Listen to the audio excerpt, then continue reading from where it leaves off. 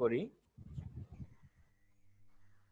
প্রথমত আমরা graphics designing এর বেসিক কিছু টপিকস নিয়ে আলোচনা করব। তারপরে গ্রাফিক্স ডিজাইনিং এর প্রোগ্রামিং এর সফটওয়্যারটা নিয়ে কিছু আলোকপাত করব। তারপরে আমরা ধীরে ধীরে ধাপে ধাপে গ্রাফিক্স ডিজাইনিং এর কাজকর্মগুলো শিখব বা শুরু করব। তো প্রথমত আমরা বলেছি গ্রাফিক্স ডিজাইনিং, এখানে দেখাচ্ছে আপনাদের সাথে ফটোশপ, তাই না? আসলে গ্রাফিক্স জি স্যার। ডিজাইনিং এবং ফটোশপ এর মধ্যে নিবিড় একটা সম্পর্ক বা একটা রিলেশন আছে। গ্রাফিক্স ডিজাইনিং হচ্ছে সাধারণত আপনার গ্রাফিক্যাল চিত্র নির্ভর যে কোনো প্রকাশনা বিষয়ক অথবা যে কোনো ছবি মুদ্রণও হইতে পারে, অমুদ্রণও হইতে পারে, কোনো টেক্সট কোনো ইমেজ এলিমেন্ট নিয়ে কাজ করা, যেটা দৃশ্যত কেমন হবে, তার লেআউট কেমন হবে, তার ডাইমেনশন কেমন হবে, তার গেট আপ কালার, ঠিক আছে, তার ফিচার ইত্যাদি কি কেমন হবে সেটাকে মানে একটা স্ট্যান্ডার্ড মান বা মুড অনুযায়ী তার একটা রূপ দান করা, রূপরেখা প্রদান করাই হচ্ছে গ্রাফিক্স ডিজাইনিং এর কাজ।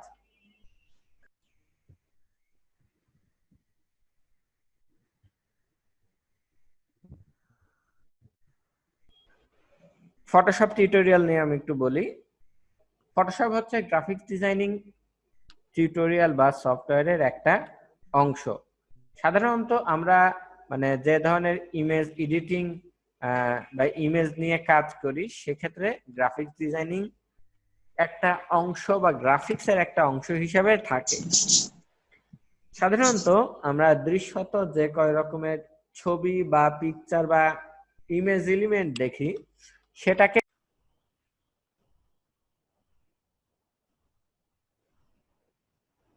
যেটা আজকের লেসনের শেষের দিকে আমরা যে আলোচনা করব সেখানে গ্রাফিক্সের ক্ষেত্রে দুই ধরনের ইমেজ এলিমেন্ট বা গ্রাফিক্স কন্টেন্ট ব্যবহৃত হয়ে থাকে। একটা হচ্ছে আপনার বিটম্যাপ, একটা হচ্ছে ভেক্টর। এই দুইটা টপিকস নিয়ে শেষে আলোচনা করব, সেটা তখন জানতে পারবেন। তবে এই যে বিটম্যাপ এবং ভেক্টর ইমেজ, এই দুইটা শ্রেণীর মধ্যে ফটোশপ হচ্ছে বিটম্যাপ ইমেজ নিয়ে কাজ করে। তো সাধারণত যে কোনো ছবি সম্পাদনের কাজে আরে ফটোশপ ব্যবহৃত হয়ে থাকে। ফটোশপ সম্পর্কে অনেক বিস্তারিত কথা আছে, চলুন আমরা একে একে সেগুলো সম্পর্কে জানি এবং পরে বোঝার চেষ্টা করি। ফটোশপ কেন ব্যবহার করবেন, ফটোশপ টিউটোরিয়াল, ফটোশপ কি মূলত। ইমেজ এডিটিং এর ক্ষেত্রে সাধারণত ইমেজ নিয়ে বা ইমেজকে এডিটিং এর কাজ যারা করে থাকেন তাদের ক্ষেত্রে অ্যাডোব ফটোশপকে বলা হয় ইন্ডাস্ট্রি স্ট্যান্ডার্ড।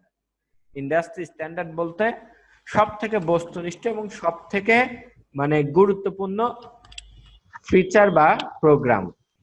এর ব্যবহার অন্যান্য সফটওয়্যার থেকে কিছুটা ভিন্ন, যে কারণে অনেকেই কিভাবে শুরু করবেন তা নিয়ে আসলে সমস্যায় পড়েন। এমনকি বই পড়ে কিংবা ভিডিও টিউটোরিয়াল ব্যবহারের পরেও মনে হয় কোথায় যেন কিছু বাদ পড়েছে। আসলে ফটোশপ এমন একটা প্রোগ্রাম যেটা আমরা MS word, excel, power point, access অন্যান্য প্রোগ্রাম যেভাবে শিখি, আসলে গ্রাফিক্স বা ফটোশপ বিষয়টা সেভাবে শেখা সম্ভব না। তার পিছনে একটা বড় কারণ আছে, তা হলো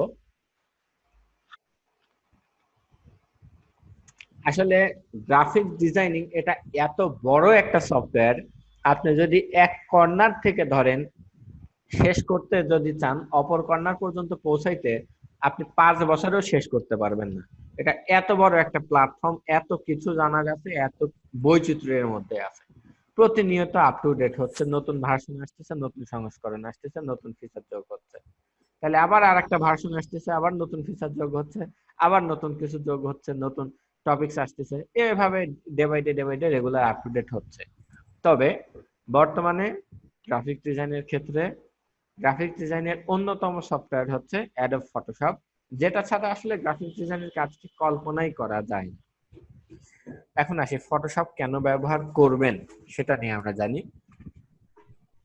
ফটোশপ কি একেবারে সঠিকভাবে না জানলেও মোটামুটি ধারণা অনেকেরই রয়েছে। এমনকি কম্পিউটার ব্যবহার না করেন এমন ব্যক্তিরও ফটোশপ সম্পর্কে কম বেশি ধারণা রয়েছে। মূলত এই কথাটাই বলে দেয় যে ফটোশপের জনপ্রিয়তা কতখানি বা কতটুকু জনপ্রিয় একটি সফটওয়্যার। এক কথায় ইমেজ এডিটিং এর ক্ষেত্রে বিশ্বের এক নম্বর সফটওয়্যারটি হচ্ছে অ্যাডোব ফটোশপ। ইমেজ এডিটিং বলতে যে কথাগুলো বলা হচ্ছে সেটা হচ্ছে কোনো পিকচারকে ক্রপ করা, ছোট করা, বড় করা, পিকচারের কালার কারেকশন করা, পিকচার থেকে কিছু অংশ বাদ দেয়া, এই জাতীয় বিষয়গুলোকে বলা হচ্ছে কি ইমেজ এডিটিং। বিশ্বে অনেক প্রকারের ইমেজ এডিটিং সফটওয়্যার রয়েছে, তার মধ্যে অ্যাডোব ফটোশপটা হচ্ছে সব থেকে গুরুত্বপূর্ণ ইমেজ এডিটিং সফটওয়্যার এবং এর জনপ্রিয়তা অনেক অনেক গুণ বেশি অন্য যে কোনো সফটওয়্যার থেকে তুলনায়। মোট কথা অ্যাডোব ফটোশপের জনপ্রিয়তা 100-র মধ্যে 100%ই তার দখলে। ঠিক আছে, অন্যান্য সফটওয়্যার দিয়ে কখনোই এর গুণগত মানসম্পন্ন কাজের আউটপুট পাওয়া যায় না। বিধায় আপনি যদি ফটোশপ জানেন আপনার অনেক কিছু জানা হয়ে যাবে এবং আপনি এটা দিয়ে অনেক কাজ করতে পারবেন। আমরা যেরকম এমএস ওয়ার্ড দিয়ে যেরকম ডকুমেন্ট তৈরি করি, সেম কাজ আপনি ফটোশপে তৈরি করতে পারবেন, কিন্তু এখানকার ভাষা এবং ধরন প্রকৃতি কিছুটা ভিন্ন। এখানে যে চিত্রটা দেখতে পাওয়া যাচ্ছে এটা হচ্ছে অ্যাডোব ফটোশপ। আপনারা হয়তো দেখে ভাবতে পারেন বা দেখে মনে করতে পারেন যে সামান্য একটা মানে সফটওয়্যার, এখানে দেখতে তো তেমন কিছুই দেখা যাচ্ছে না, উপরে কয়েকটা মেনু, বাম পাশে কিছু আইকন, ডান পাশে কিছু ডায়ালগ বক্স। আসলে এটা দিয়ে কি এমন কাজ করা যায়, এরকমটা মনে হচ্ছে না?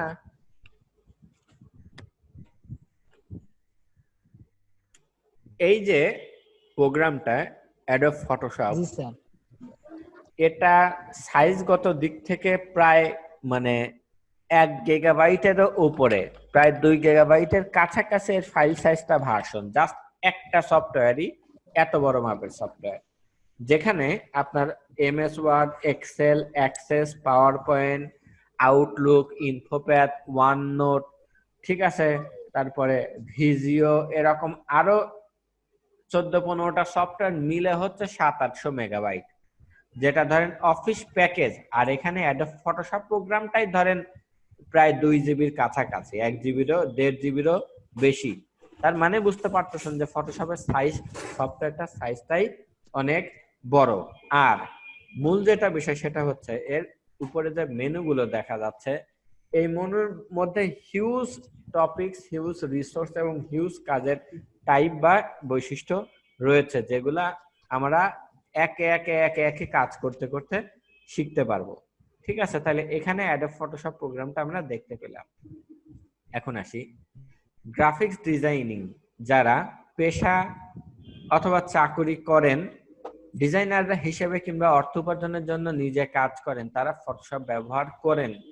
বিজ্ঞাপন, লিফলেট, পত্রিকা, বইয়ের প্রচ্ছদ, পোস্টার থেকে শুরু করে সব ধরনের ডিজাইনিং কাজে, অর্থাৎ যে মাপের ডিজাইনের কাজই করতে যান না কেন সেখানে ফটোশপ কম বেশি লাগবেই। যা কিছু ছাপা হয়, যা কিছু টিভিতে দেখানো হয়, যা কিছু ইন্টারনেটে রাখা হয়, সব জায়গাতেই রয়েছে ফটোশপের কাজের সুযোগ। আমরা টিভিতে যদি একটা কোনো অ্যাডভার্টাইজমেন্টও দেখি, তাহলে সেই জায়গাটাতে যে লেখাগুলো দেখা যায়, সেই জায়গাটাতে যে মডেলটা দেখা যায়, যে অ্যানিমেশন গুলো দেখা যায়, সবকিছুর মধ্যে কিছু না কিছু ফটোশপের কাজ থাকেই। আপনার টেলিভিশন মিডিয়াতে যে সমস্ত আপনার নিউজ গুলা পড়া হয়, তারপরে আপনার একটা টেলিভিশনের লোগো থেকে শুরু করে যাবতীয় যা কিছু, সব জায়গাটাতে গ্রাফিক্স এর কাজ। আপনার যে ফোনগুলো ব্যবহার করেন, এখানে ভিন্ন ভিন্ন ডিজাইনিং এর অনেক স্ক্রিনশট, অনেক ছবি, অনেক কিছু দেখা যায়, সবকিছুর মধ্যেই ফটোশপের কিছু না কিছু কাজ রয়েছে। পাশাপাশি যারা আবার ভিডিও এডিটিং কিংবা অ্যানিমেশনের কাজ করেন, তাদেরও ছবির কাজ করতে হয় ফটোশপেই। 3D মডেলের উপরে ব্যবহার করে ম্যাটেরিয়াল থেকে শুরু করে 3D পেইন্টিং, স্পেশাল ইফেক্ট সব কাজই করা যায় ফটোশপে।